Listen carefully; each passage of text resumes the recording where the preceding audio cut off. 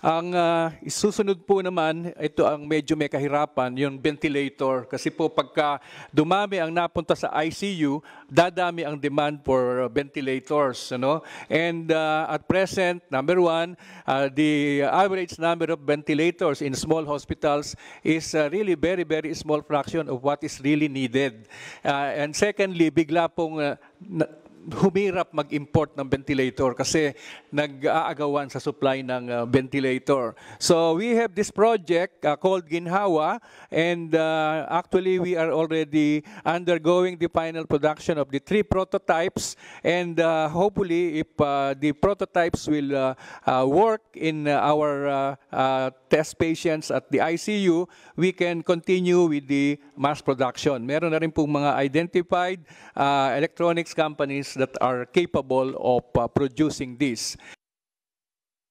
Nagtawag na kami ng ibang gustong mag-develop, hindi lang yung UP Manila. So, nung pong Friday ay merong nag-attend na at around 8 other interested groups to do the ventilator research. For example, ang Don Bosco po, ang Mapua, okay, ay nag-propose din sila na sabayan na sila. Hindi naman kailangan isang grupo lang po ang pwede namang sabay-sabay.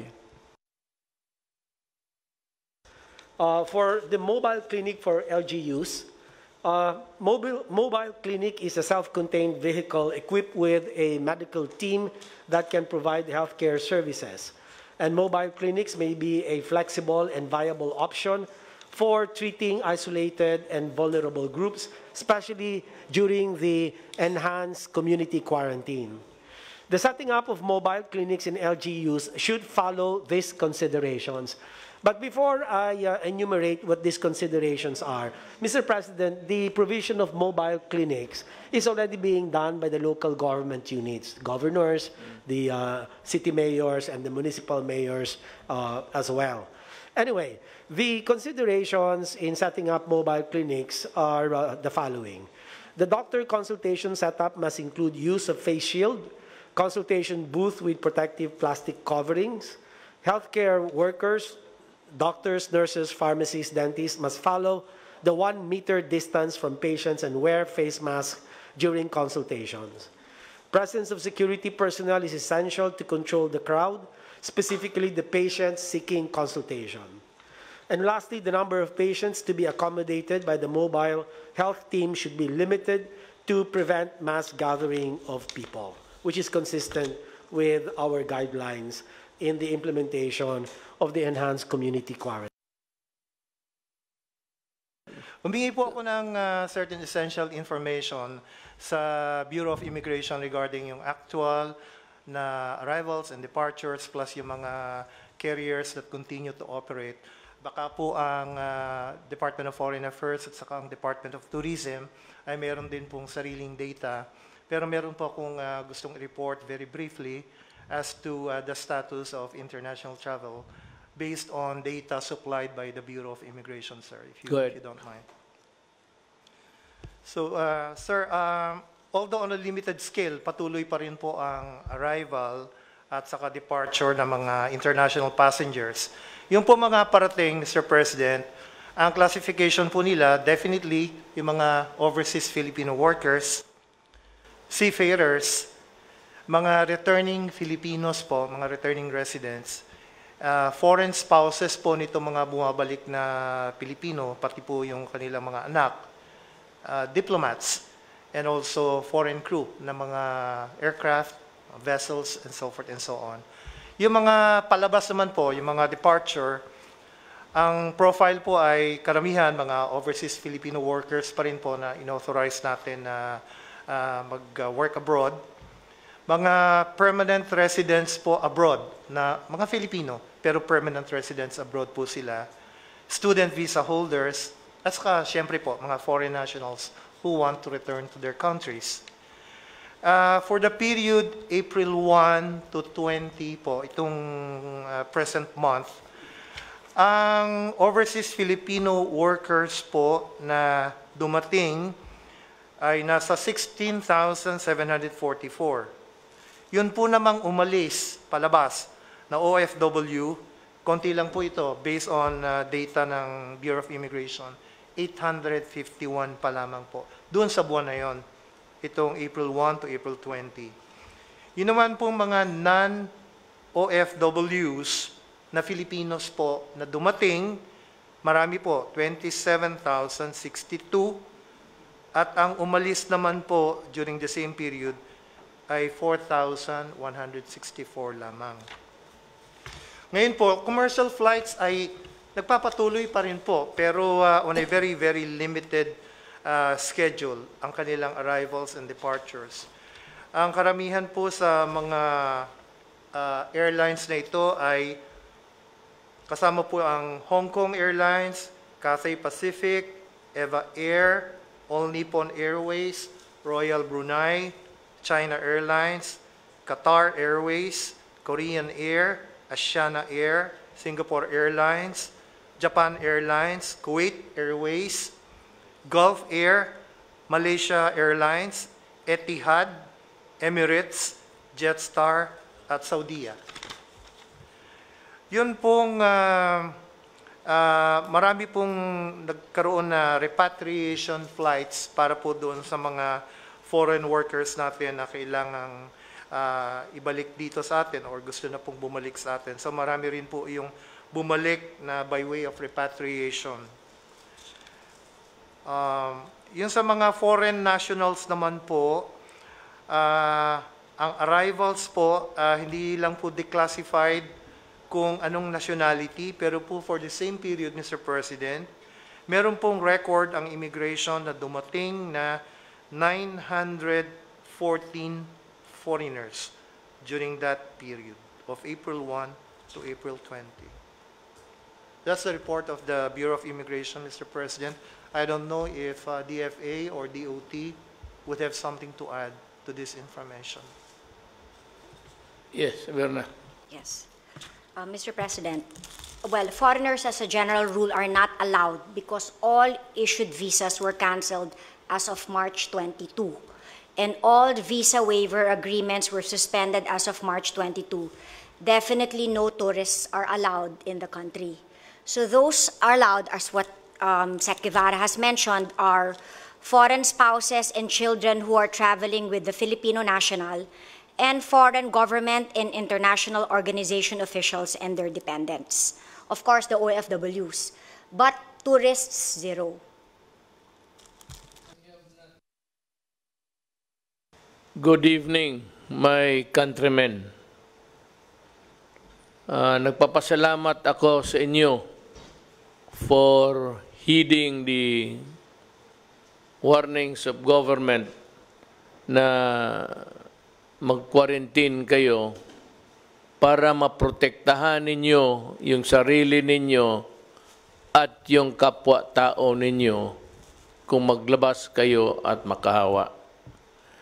And also, I'd like to thank my gratitude to the uniformed services natin dito. Air Force, flying almost with non-stop, delivering the medicines and medical kits required, and for the Army for delivering also in company with the government workers yung mga tulong ng pera, pati yung mga pagkain. Again, it is a sad thing to know that yung mga sundalo ko pinagpapatay while even doing the most honorable task of accompanying the government workers delivering money and the food. I'm so sad about this development, but there will always be a time for reckoning. There is no more peace talks to talk about. I am not, and I will never be ready for any round of talks. Kasi simply the NPA, the Communist Party of the Philippines, has no respect either for their spoken words or in their deeds of killing soldiers who are on humanitarian missions. Now, kulang pa tayo.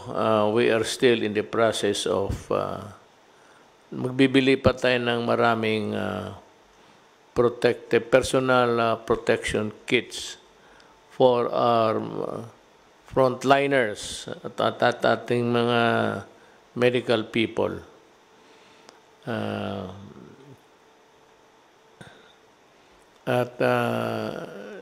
I am informed that this will be completed in due time.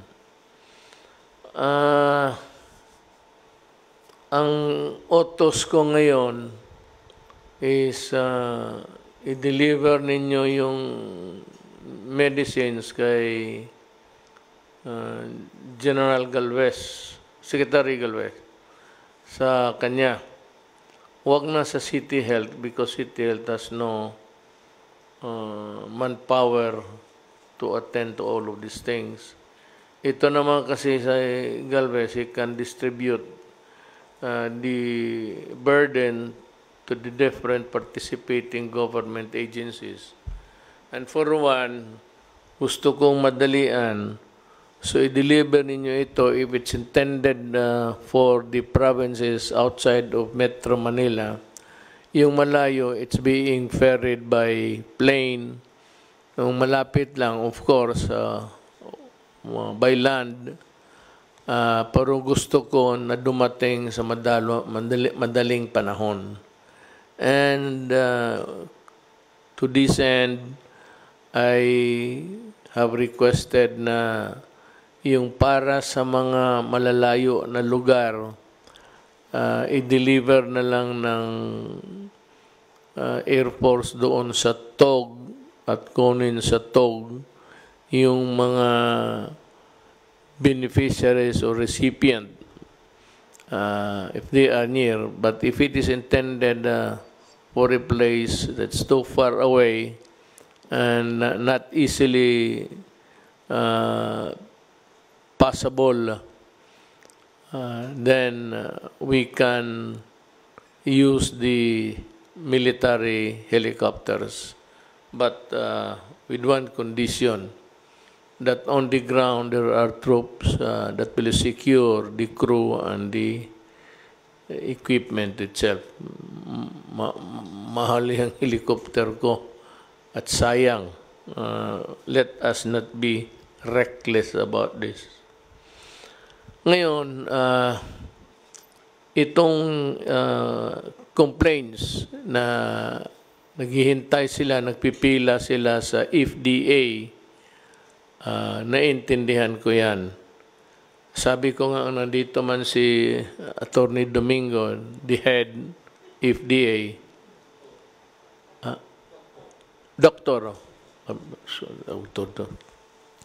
Doktor pala ito, sige ako. Kanina pa ako sabi, Attorney, mukhang abogado ka kasi.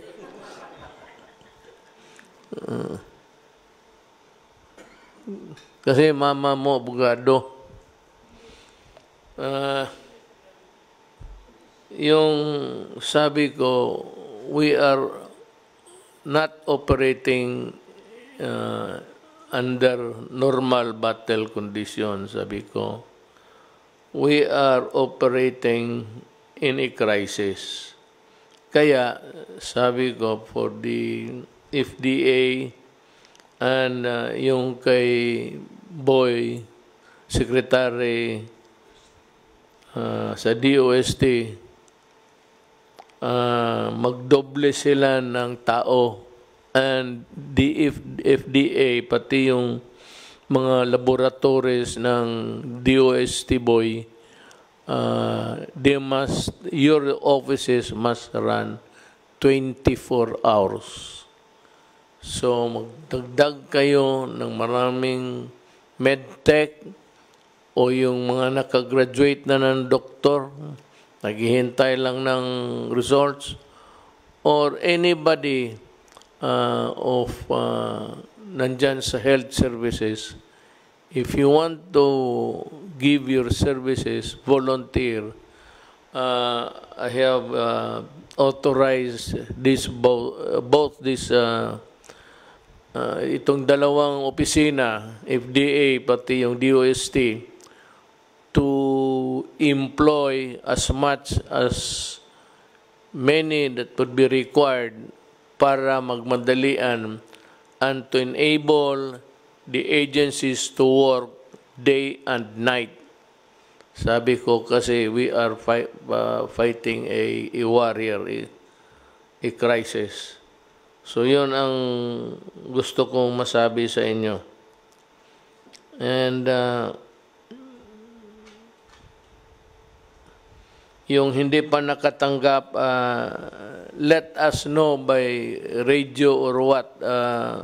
Magreklamo kayo ng mga radio stations ninyo dyan o doon sa mayors ninyo, barangay captain when the mayors. Yan ang ating configuration ng gobyerno natin. Governors, mayors, municipal mayors, city mayors, barangay captains. Yan, mag-report kayo dyan, and it's a matter of just using a cell phone. Lahat naman ng cellphone, you can report to the governor, or the governor will just ask Malacanang kung sino pa ba ang those who were left behind. Sino pang hindi nabigyan. Kasi pagbigyan namin lahat.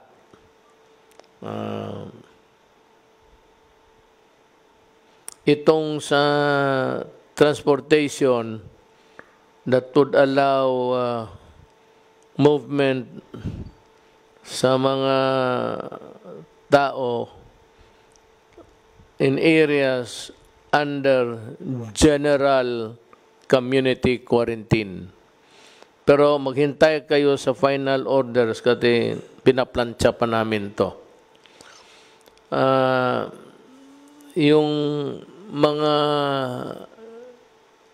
tindahan, yung mga bazaars, mga malls, big or small, it behooves upon you to see to it that the workers are protected. Meaning to say that the sanitation of the place must be guaranteed and that the employees are provided with durable and workable masks. And aside, I said, from sanitizing the place every now and then, you ask us to open, we agreed, but there are the protocols to be followed. May not immaculately clean, but just sanitize it for COVID not to thrive. Tapos, endangering your employees. Now to the PNP, marami yung makita mo ngayon kasi kukulang ang sakyan eh. But there are people who are forced to travel for a host of reasons. One is nagkasakit, gusto pumunta ng ospital. One is wala talagang masakyan. Tapos may babae, matanda, bata, o kaya babaeng naglalakad. For all you know, she might really be a worker, a frontliner, or whatever. Lalo nga walang masakyan, the police must stop at pasakin ninyo itong mga babae na ito, ang mga tao na ito, at ihatid ninyo sa lugar nila. Total, kung hindi, kung malayo pa, ikarga ninyo, bring her to the boundary of the next barangay where she lives, at tumawag kayo ng police doon, ipasalubong na lang, and for that police there to complete the journey of the whatever. Lahat yan, mga matanda, lalo na may mga sanggol dala, mga babae sa gabi, naglalakad, tapos madilim, ganon. They must be provided with transportation, and that is the transportation of government. Baski karamihan dyan, pulis. Huwag kayong mag-atubili kasi ang gasolina mura.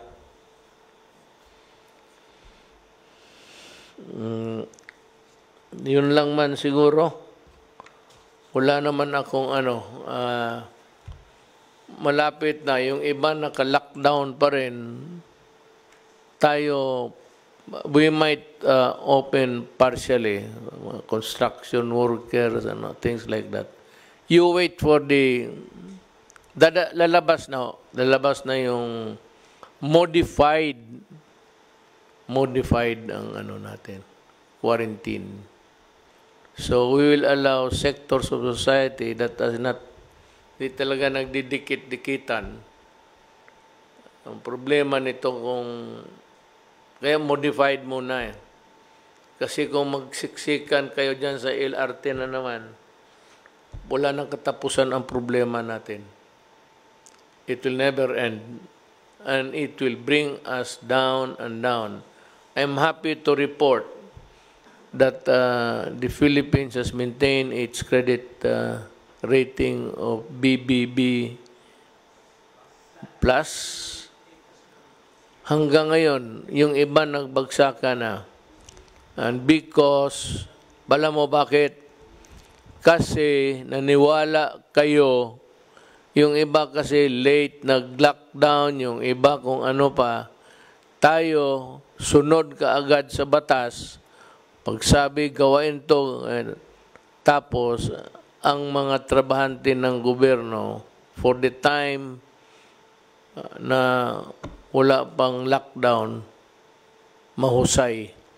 They were really working. And let us not forget the government and to mga cabinet members, they are working, and the military and the police. Naawa ako sa kanila. Kulang sa tulog, hindi sapat sa sahod, pero that is how it is. Pumasok tayo dyan, magtiis tayo. But what is really very telling there is that we are serving our fellow human beings. Maraming salamat po. Nagbibigay-pugay po ang Presidente at ang buong sambayan ng Pilipino sa ating mga sundalo na inalay ang kanilang mga buhay o di naman kaya ay nasaktan sa iba't ibang engkwentro na kailan lang po ay mga nangyari. Unang-una po, yung mga napatay po sa engkwentro laban sa Abu Sayyaf sa Paticol, Sulu noong 17 April 2020. Ang mga naging bayani po, sila First Lieutenant Rogelio E. Delihero Jr., Staff Sergeant Jason P. Gazingan, Staff Sergeant Alexander B. Bolesa, Corporal Rasul B. Awowas, Corporal Ernesto L. Bautista Jr., Corporal John Michael T. Manodom, Corporal Mark Dexter U. Montenegro, Corporal Jomar A. Ninyalga, Private First Class Benson A. Bongguik, Private First Class Jomel N. Pagulayan, Private First Class Primark P. Valleser, at Private G. Don T. Usman. Yung mga nasugatan po sa engkwentrong ito, pinagbibigay-pugay din po natin, Sergeant Oliver Y. Salvador, Corporal Jesus T. Henora, Corporal Eric A. Curioso, Corporal John D. B. Sabaway, Corporal Apollo D. Papa, Corporal Narciso N. Salibad, Jr., Private First Class Odit P. Flores, Private First Class J.P. L. Madawing, Private First Class Solomon T. Ngayak, Private First Class Robert M. Arias, Private First Class John Paul G. Manuel, Private First Class Jezrael U. Sapo, and Private RJG Esteban. Nagbibigay pugay din po tayo sa kabayanihan ng mga ating mga sundalo na namatay po sa engkwentro laban sa CPP-NPA sa Himamaylan, Negros Occidental noong April 19, 2020. Ang ating mga kasundaluhan po ay nagbibigay po ng community security control doon sa mga namimigay ng cash assistance doon po sa programa ng DSWD Social Amelioration Program beneficiaries. Ang tatlong naging bayani po, Second Lieutenant Ralph Amante C. Abibico, Private First Class Carl Venice S. Bustamante, Corporal Joel C. Nobleza. Ang mga nasugatan po, Corporal Lismer J. Tumayaw, Corporal John Chris M. Laus, Private First Class John Paul M. Johnson, at Private First Class Alexis I. Mepranum. Meron din pong 8 wounded in action nung nagkaroon po ng engkwentro laban sa Abu Sayyaf sa Patikon, Sulu noong 22 April 2020. Sila Second Lieutenant Cesar de Vera Lipana, Staff Sergeant Jerwin Badong Uday, Corporal Julie Montebon, Corporal Warren Datoon, Corporal Jeston Gaceta, Corporal Jeffrey Aizon, Private First Class Bernard Tuday Beag, Private First Class Jener Barreyo. Meron pong isang naging bayani doon po sa engkwentro laban sa CNT members sa San Fernando, Masbate noong April 19. Ang napatay po ay si Corporal Christopher A. Desalisa.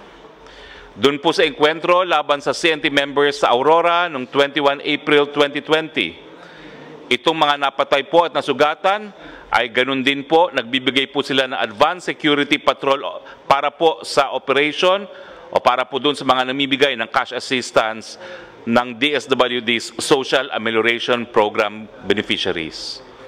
Ang mga namatay po, Private First Class Jackson M. Malyari, Private First Class Ken Lester L. I. Sasapan, at 3 pong sugatan, Second Lieutenant JVS Sagragaw, Corporal Rondi D. Polancos, Private First Class Clarence N. Urpilia. 2 pong nasugatan doon sa engkwentro laban sa CNT members sa Paquibato District, Davao. Ganun din po, sila po'y pabalik na sa kanilang base matapos po bigyan ng security yung mga namimigay ng cash assistance ng DSWD Social Amelioration Program beneficiaries po. Ang 2 nasugatan po ay si Sergeant Gerald L. Ignacio, Private First Class Ryan John D. Binasbas. 2 rin po ang naging wounded in action doon po sa engkwentro sa CNT members sa Victoria City, Negros Occidental noong 24 April 2020. Sila po ay si Corporal Rami Chife, si Corporal Louis T. Maghanoy. At isa po ang naging wounded in action sa isang police operation doon po sa encounter with unidentified suspects in Barangay Rizal, Monreal, Masbate. Sila po'y pinaputukan, siya po'y pinaputukan matapos po bigyan ng seguridad yung DSWD employees na namimigay ng Social Amelioration Program sa mga beneficiaries.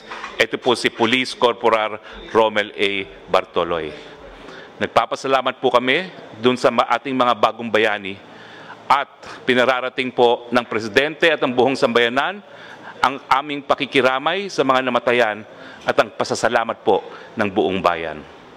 Nagpapasalamat din po kami sa mga iba't ibang mga gobyerno at pribadong mga organisasyon na namigay po ng tulong sa ating bayan dahil nga po dito sa COVID-19.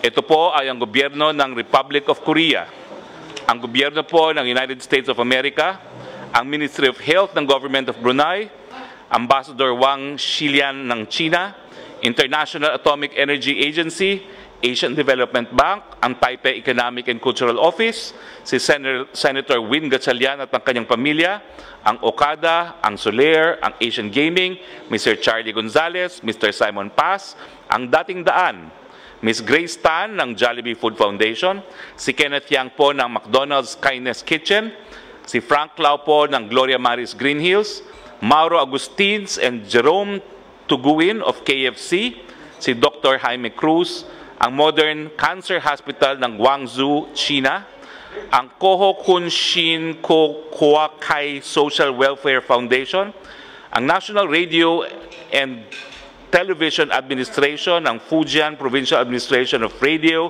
and Television, Guangzhou Radio and Television Station, ang Joint U.S. Military Assistance Group, ang Federation of Indian Chambers of Commerce Incorporated, Federation of Filipino-Chinese Chamber of Commerce and Industry, ang Sichuan International Expo Group, ang Project Ugnayan, Bloomberry, Globe Telecoms, Metrobank, Coca-Cola Philippines, ICTSI, Andrew Tan Group, Megawide, Pepsi Corp, Fastel Service Inc., Nature Spring, Trend Micro, Taiwanese Compatriot Association of the Philippines, Hytera Communications Corporation, Beco Philippines Corp, Otsuka Solar Philippines, One Marikina MRRD and Lions Club, Philippine Kipao Cultural Association, Philippine Rovin Development Corporation, Diamond Motors, Road Engineering Association of the Philippines, Wilcon Depot Inc., Pilipinas Shell Foundation, Korea Quality Assurance,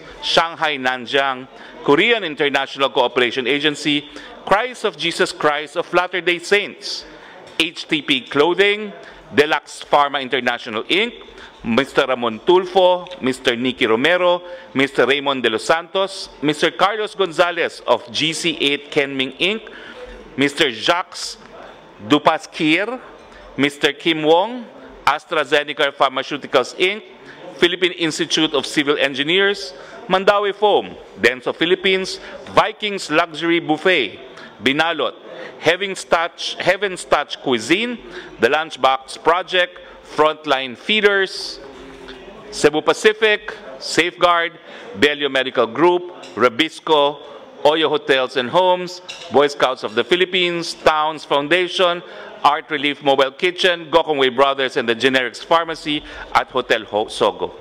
Imposible po siguro na pasalamatan namin lahat ng mga tumulong sa ating bayan ngayon, pero nagpapasalamat po ang ating Presidente at ang buong sambayan ng Pilipino sa inyong tulong. Nagpapatunay po yan na kakayanin natin to dahil meron po tayong bayanihan. Maraming salamat po.